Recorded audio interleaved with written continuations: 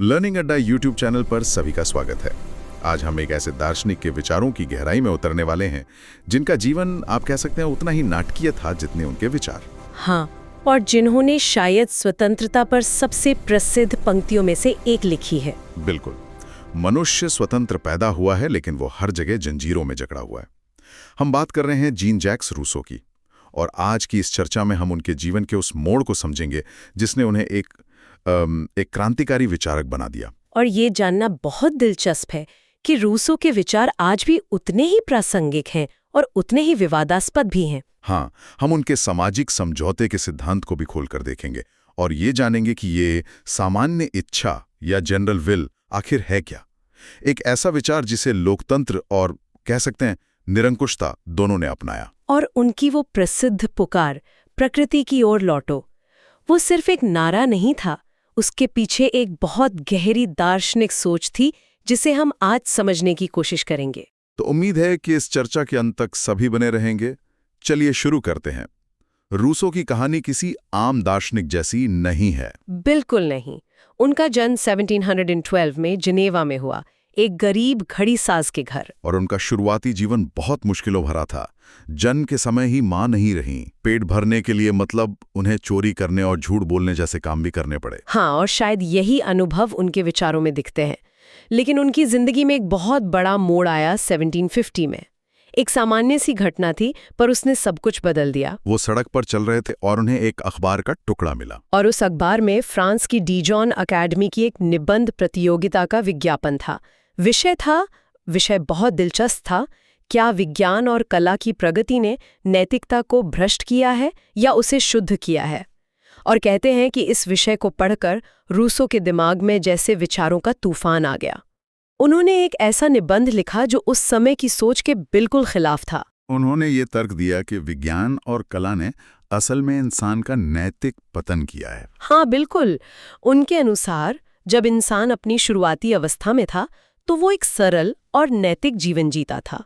इस निबंध के लिए उन्हें पहला पुरस्कार मिला और वो रातों रात पूरे यूरोप में प्रसिद्ध हो गए। इस सफलता के बाद उन्होंने 1755 में एक और बहुत जरूरी लेख लिखा, discourse on the origin of inequality. जी, और कहा जाता है कि ये ग्रंथ बाद में फ्रांसीसी क्रांति की बाइबल बन गया। तो इसमें असमानता के बारे में ऐसा क्या था जो इतना क्रांतिकारी था? देखिए, रूसो ने दो तरह की असमानता के बीच एक बहुत जरूरी फर्क किया। अच्छा, वो क्या थे? पहली है प्राकृतिक असमानता, मतलब जो प्रकृति की देन है, जैसे उम्र, स्वास्थ्य या शारीरिक बल में अंतर। ठीक है, ये तो समझ आता है। और दूसरी है परंपरागत असमानता। ये समाज की देन है, जैसे धन, सम्मान और शक्ति का अंतर। और रूसो का असली सरोकार इसी दूसरी तरह की असमानता से था, जिसे वो अप्राकृतिक और हानिकारक मानते थे। बिल्कुल। तो यहीं पर बात और दिलचस्प हो जाती है।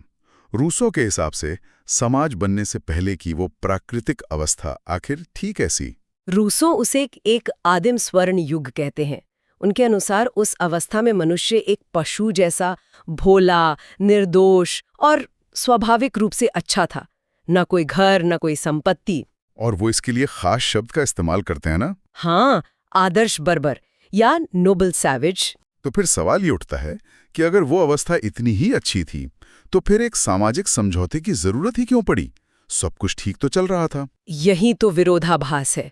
रूसो के अनुसार जैसे जैसे इंसान के ज्ञान में वृद्धि हुई, उसकी सुख शांति खत्म होती गई। और इसका सबसे बड़ा कारण? सबसे बड़ा मोड़ तब आया जब संपत्ति की अवधारणा का जन्म हुआ। रूसो कहते हैं कि संपत्ति ने मनुष्य को इंसानियत का दुश्मन और लालची बना दिया। मतलब ये मेरा है और वो तेरा है का विचार। हाँ, और इसी वजह से मनुष्य की स्वतंत्रता परतंत्रता में बदल गई। और यही वो अपनी वो प्रसिद्ध लाइन कहते हैं, मनुष्य स्वतंत्र उत्पन्न हुआ किंतु सर्वत्र वह बेड़ियों से जकड़ा हुआ है। और इन्हीं बेड़ियों से मुक्ति पाने के लिए एक समझौते के आधार पर राज्य की स्थापना की गई। एक मिनट रुकते हैं। अगर ये चर्चा ज्ञानवर्धक लग रही है तो कृपया इस वीडियो को लाइक करने के लिए एक क्षण निकालें, इससे हमें बहुत मदद मिलती है। तो ये समझौता हुआ कैसे और इससे जो सरकार बनी उसका स्वरूप क्या था? ये बहुत अलग तरह का समझौता था। इसमें सभी व्यक्तियों ने अपने सारे अधिकार किसी एक व्यक्ति या समूह को नहीं सौंपे। तो फिर किसे सौंपे? बल्कि पूरे समाज को सौंप दिए। और इस समझौते से जिस संप्रभु समाज का निर्माण हुआ उसे ही रूसो सामान्य इच्छा यानी जनरल विल कहते हैं। तो हर व्यक्ति उस सामान्य इच्छा का एक हिस्सा बन गया। जी, और यहीं से लोकप्रिय संप्रभुता या पॉपुलर सॉवरेनिटी की नींव रखी गई, यानी असली शक्ति जनता में है। लेकिन ये सामान्य इच्छा आखिर है क्या? क्या ये बस बहुमत की इच्छा है? मतलब ज्यादातर लोग जो चाहें वही हो? नहीं, और ये समझना बहुत जरूरी है। रूसो दो तरह की इच्छाओं में भेद करते हैं। एक है यथार्थ इच्छा या एक्चुअल विल, जो स्वार्थ से भरी होती है। हाँ, ये व्यक्ति की संकीर्ण इच्छा है।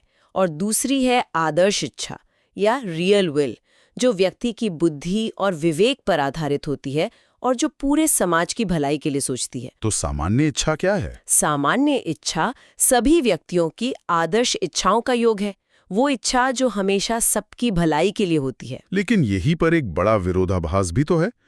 कहा जाता है कि रूसो लोकतंत्र के पुजारी होते होते निरंकुशतावादी बन गए।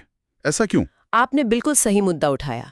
इसे स्वतंत्रता का विरोधाभास या पैराडॉक्स ऑफ फ्रीडम कहते हैं। मतलब?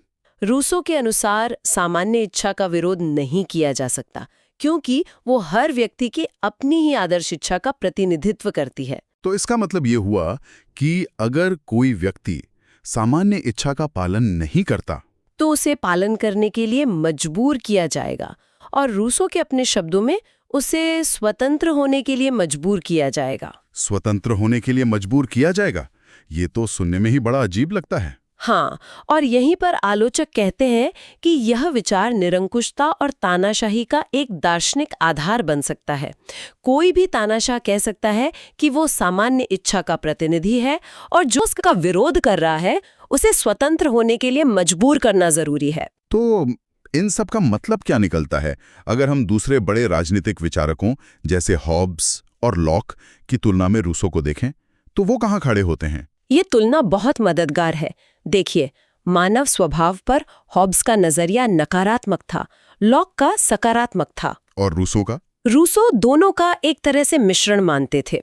प्राकृतिक अवस्था में अच्छा, लेकिन समाज में आकर भ्रष्ट हो गया। और प्राकृतिक अवस्था के बारे में? रूसों के लिए, जैसा हमने बात की, वो एक स्वर्ण युग था। और शासन प्रणाली को लेकर? हॉब्स ने एक निरंकुश राजतंत्र का समर्थन किया, लॉक ने एक संसदीय लोकतंत्र का, और रूसो ने उन्होंने प्रत्यक्ष लोकतंत्र यानी डायरेक्ट डेमोक्रेसी का समर्थन किया, जहां नागरिक खुद फैसले लेते हैं। तो आज हमने रूसों के विचारों की एक यात्रा की, एक ऐसे विचारक जिसने प्रगति, संपत्ति और स्वतंत्रता की हमारी आधुनिक धारणाओं पर ही सवाल खड़े कर दिए। हाँ, उन्होंने हमें ये सोचने पर मजबूर किया कि क्या सभ्यता ने हमें वाकई में बेहतर बनाया है या हमसे कुछ छीन लिया है। अंततः रूसों का सबसे बड़ा योगदान शायद लोकप्रिय संप्रभुता और सामान्य इच्छा का विचार है। बिल्कुल, ये ऐसे विचार हैं जो लोकतंत्र को प्रेरित भी करते हैं, और अगर इन्हें गलत तरीके से समझा जाए तो ये बहुत खतरनाक भी हो सकते हैं। हमें उम्मीद है कि ये गहन पड़ताल सभी को पसंद आई होगी। कृपया इस वीडियो को शेयर करें और लर्निंग अड्डा चैनल को सब्सक्राइब करना न भूलें। और कमेंट्स में हमें जरूर बताएं कि रूसो के दर्शन का कौन सा हिस्सा आपको सबसे ज्यादा सोचने पर मजबूर करता है। जाने से पहले एक विचार आपके लिए छोड़ जाते हैं। रूसो ने कहा था, हमें हमारा अज्ञान, भोलापन, गरीबी लौटा दो, हम स्वतंत्र हो जाएंगे। आज की इस तकनीक, सूचना और प्रगति से भरी दुनिया में क्या रूसो का एक सरल